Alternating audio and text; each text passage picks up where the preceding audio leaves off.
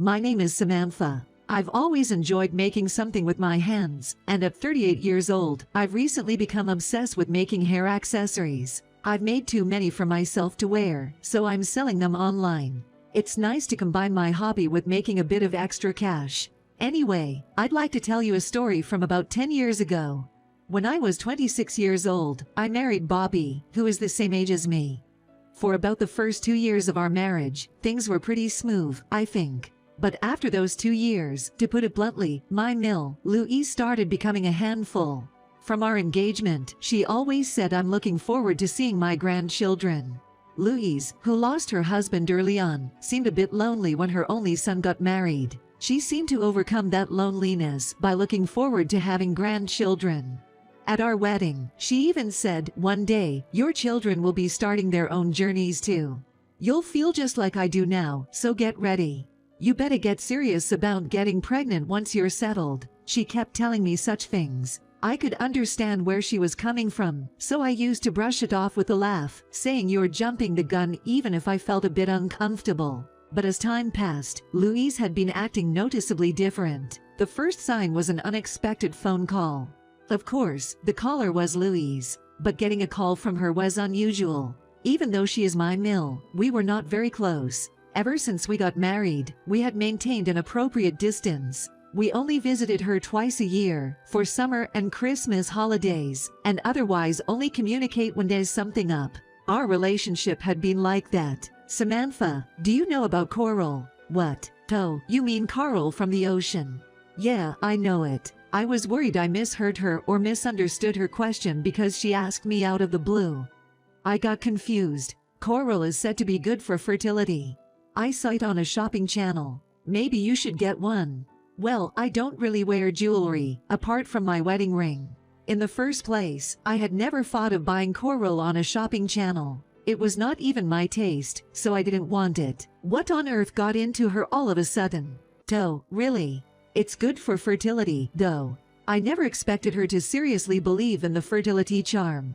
But I finally realized that she recommended coral because she was eager to have grandchildren. If she was serious, that's quite the roundabout way to approach fertility. After that, Louise went on and on about having children, and her pride as an experienced mother, and it took about an hour to finally hang up the phone. It was a lot to handle, being pushed this much just because she wanted grandchildren. Maybe I should look online to see if there's a doll that looks like a grandchild. While aimlessly browsing Amazon, I was thinking about how exhausting it would be to hear such nonsense in the future, and just felt overwhelmed. Then, it was a week later.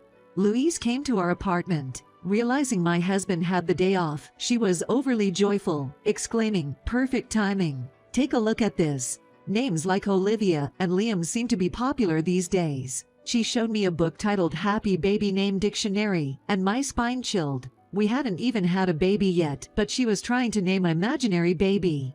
I almost blurted that out but held back. But I think Dragon is a cool name, isn't it? I didn't want to give my child such bizarre names. Louise had overthought this imaginary baby's name. If a real baby were to be born, she would get so excited and suggest names even more bizarre. I shuddered at the thought. I couldn't help but worry about the future. "Samantha, you should drink this from today." Saying that, she handed me a box with writing in a language I couldn't recognize. It was obviously suspicious. I bought it online. It's tea blended with 40 different herbs, said to be good for fertility. That was why it had such a strange smell.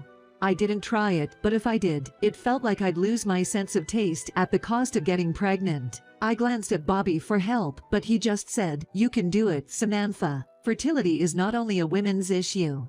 But he sounded like it wasn't his issue at all. I thought we had to work together as a couple, but I stayed silent, saying something wouldn't change the situation here. Then, Louise pulled out from her large bag a stork-patterned, a ladybug necklace, a t-shirt with a lotus painted on it, and a peacock-colored skirt. The shoes were bright red flats. Guess what? From head to toe, they were full of motifs associated with fertility. It was a complete baby blessing outfit. It seemed awful, though. If I walk outside in the outfit, there was no doubt I'd be seen as a strange person. Definitely no one would approach me. It was obviously weird. To top it all off, she left behind a very creepy doll, claiming that people who got this doll got pregnant. It seemed she was recommended this by a fortune teller at a local fair.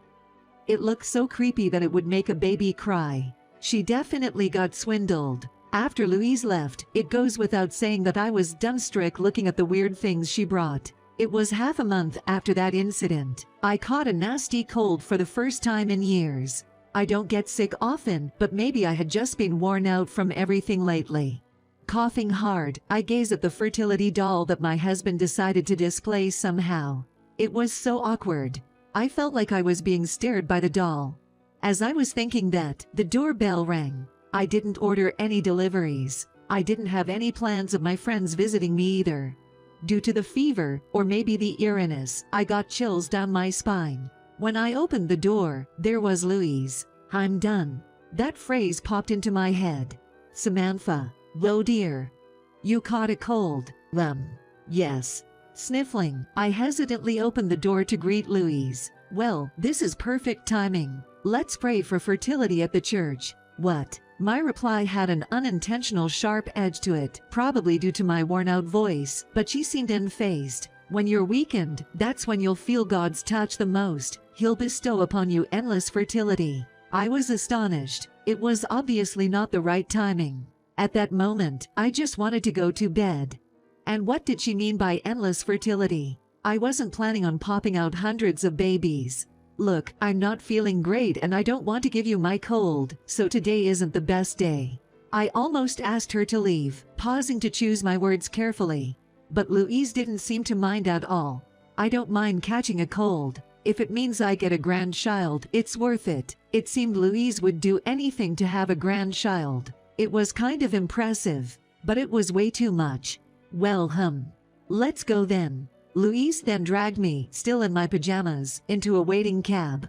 I couldn't believe it. Unfortunately, my body didn't move the way I wanted because I was sick, so I was dragged by Louise to pray for fertility in the dead of winter. After I got home, as expected, my fever went up. My husband came home soon after, so I explained what happened and said, "I've lost my appetite. Sorry, but can you make your own dinner?" "What? I came home tired, and now you're asking me to cook for myself?" "I came home tired because of your mother too." I was so exhausted that I couldn't sugarcoat my words. I just bluntly told him. Fine then."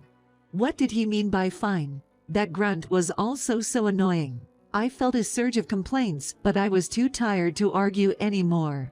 I just wanted to go to bed. It was difficult for me to speak because of my cough. I couldn't deal with him. After that, even though my fever subsided, my cough persisted for a while. It eventually led to a diagnosis of early-stage pneumonia. I was sure it was because of that church visit. I felt angry, but I focused on my treatment to get better as soon as possible. Thankfully, by the time a month had passed since I caught the cold, I was almost back to my normal health, although I still had a slight cough. I was still not fully recovered, but I could finally live a normal life. I thought so until Louise showed up at our apartment again.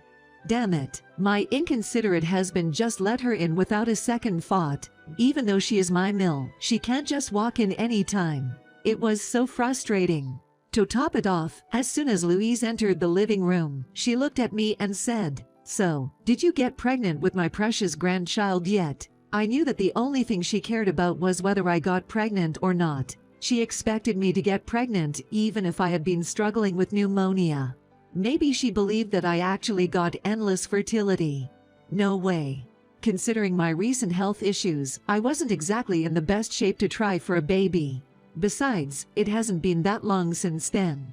Biologically, it's quite tough in many ways. What's with the attitude? I've always felt this way, but don't you think you're not trying hard enough to get pregnant? You need to be more serious about it. Well, if I was constantly being pushed like this, it would obviously lower my motivation. But I didn't tell her that. I've been waiting for a grandchild for so long. I might pass away if you took too long. Are you infertile? If that's the case, please divorce quickly. I want Bobby to have a child with a new wife. I was taken aback, but I saw an opportunity. Sure, let's get a divorce then. What? Bobby looked shocked. "Oh, that was quick." I had a feeling this might happen, so I even prepared the divorce papers. Come on, sign them now. All right then. No, wait, Samantha. Mom. I agreed to get a divorce, and Louise seemed happy. And then there was my panicking husband.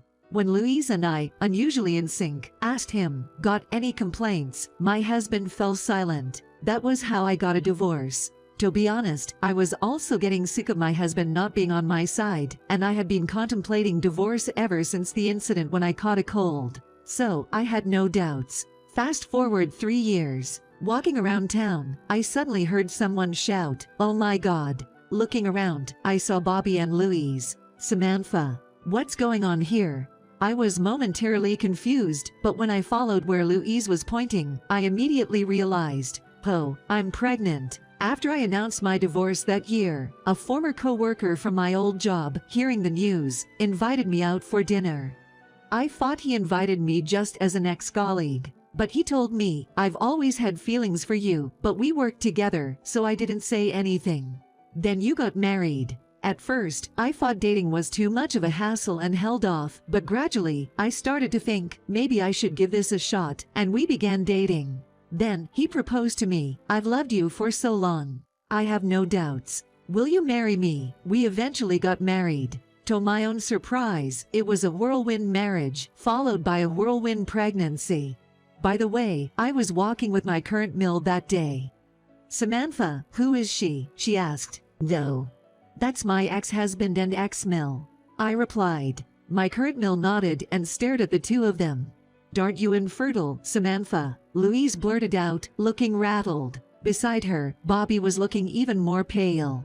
"Well, who knows? Maybe I got pregnant thanks to all the lucky charms you gave me back then." I said so with a smirk. "No way. You couldn't get pregnant back then. Were you doing something to prevent it? Were you deceiving us?" "No, not at all. But now, I got pregnant and I'm incredibly happy. Maybe back then, there was too much stress to get pregnant. Are you trying to say we were the cause of the problem?" "I didn't say that. There could be other reasons. Like what you mentioned earlier." "What? No way." I didn't say anything, and I just smiled at Bobby. His face was even paler. Actually, it was turning white. "What's going on, Bobby?" Louise asked him. "I'm not the problem. It was Samantha's fault," Bobby retorted. "You know, I actually went to get tested for infertility. I never told you the results though." "What?" Bobby looked completely dumbfounded. He looked so drained that a slight nudge would probably knock him over. "It was ridiculous. You haven't had yourself checked, have you? And just so you know, I'm now pregnant in my new marriage." I smiled, and Louise exclaimed, "Oh my God," and slumped to the ground. "It's a shame, isn't it? It would be difficult for you to have grandchildren." "Well, it's probably impossible. How about finding yourself another son instead?" I told her what she told me before. "You were the infertile one," Louise shouted at Bobby. Bobby just kept repeating, "No, it's not me. I'm not infertile. You remember you had the mumps before we got married, right? Did you know that when adult men get mumps, it can lead to other complications and even infertility? In fact, you had some health issues after that, didn't you? You should have gone to a proper clinic and checked thoroughly if you were fertile or not." No. Bobby was stunned again. Louise then shouted, "So it was you after all. Give me back my grandchild." It was strange because she behaved as if her grandchild was already born. Over the course of 3 years, the imaginary baby seemed to have grown significantly in the mind of Louise. In a heated argument, Louise kept calling Bobby infertile, and Bobby kept murmuring, "Is it really me? Am I infertile?" Watching this chaotic scene, I felt once again, I'm glad I got divorced. Well, if you guys want to fight amongst yourselves, go right ahead. I'll be going back to my new home with full of love. Oh yes, my current mill will be naming the baby. Isn't that nice? When I said that, Louise started crying out. It was supposed to be my grandchild. It was embarrassing, so I just ignored her and left. After a while, Bobby contacted me as if he just remembered something. He said, "Can we remarry? I don't mind even if you have a child." It was utterly ridiculous. Eventually, Louise took Bobby to a medical checkup. It turned out that he was indeed infertile. Well, I had suspected it all along. Devastated by this revelation, Louise told Bobby, "Remarry a woman who already has a child. preferably a very young child. That sounded like she was suggesting kidnapping. It was awful. I couldn't believe what she said. But for Bobby, the idea of marrying a woman with a child wasn't appealing aside from me, whom he didn't really want to divorce in the first place. He seemed to be eager to remarry me, but I had no intention of that. Distraught over Bobby's infertility, Louise cut off ties him. Bobby blamed Louise for all his miseries. So, he also stopped contacting Louise. From the messages I got from Bobby, it seemed both he and Louise were lonely and wanted to reconcile, but neither felt they could do so unless he had a child. I always thought that day would never come, and even 10 years later, seeing Bobby on SNS, he was still single. He looked very old because of all the stress. Maybe he also felt lonely because he wasn't seeing his only family, Louise. It seems Louise, having cut ties with her son, also has been spending a lonely life with no one to rely on, even when she fell ill. They should just apologize each other and reconcile. On the other hand, I've had 3 children with my current husband. The first was named by my current Mill, the second by my current Phil, and the third by my husband and me. Their names are Olivia, Emma, and Charlotte. Everyone had a similar sense of naming, so they never suggested bizarre names like Dragon. Having 3 young children was challenging at first, but with the help of my current Mill and Phil, and my current husband who, despite his busy work schedule, took care of most household chores, I didn't feel stressed. My current husband earns much more than Bobby, so we live in a nice condo where my in-laws also live. It's an ideal environment to focus on raising our kids. Maybe that's why we were blessed with 3 children. My life is much better now compared to when I was living with Bobby. All of my daughters are quite tomboyish, even getting into fights with the boys in the neighborhood, but they are just too adorable. They're the reason I started making hair accessories. We're going to an amusement park with my in-laws tomorrow. I can't wait to spend a great time with my loving family.